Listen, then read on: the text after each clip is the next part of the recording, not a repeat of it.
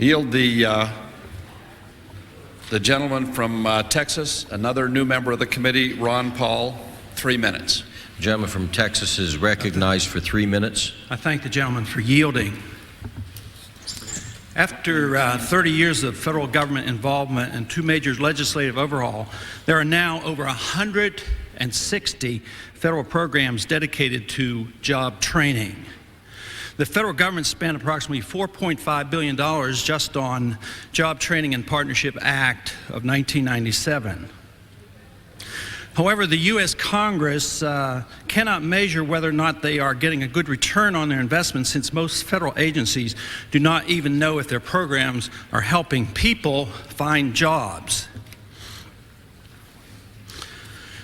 The very idea that a government board can somehow determine what occupations will be in demand at any point in the future is an example of what Nobel laureate Friedrich Hayek calls the fatal conceit. No central board, even one dominated by local officials and businessmen, can predict which jobs will be in demand in 5, 10, or 15 years. It is doubtful that a local workforce board in Silicon Valley in 1978 would have tried to link job training services to personal computer markets. In fact, it's highly unlikely that Steve Jobs will be appointed to the Workforce Development Board. The very fact that the boards are compiled of already established leaders for business practically assures that the entrepreneurs creating the jobs of the future will not be represented on the board. In this high-tech information age where financial and, more importantly, intellectual capital can travel around the world in a matter of seconds, the jobs in demand in any area can change faster than any geographical local workforce board could conceivably update the skills with which to link job training. The private actions of individual citizens working together in a free market can best build a job training system that meets the needs of its citizens.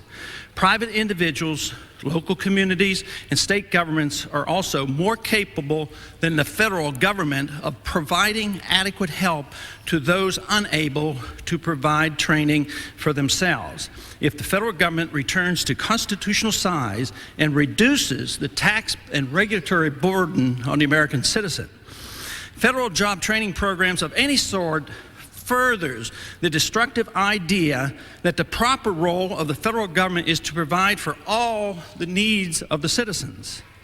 The belief that Congress has a moral duty to minister to the health and welfare of the populace, both of America and the world, is directly responsible for the growth of the welfare warfare state, which threatens to destroy America's economic prosperity and liberty itself.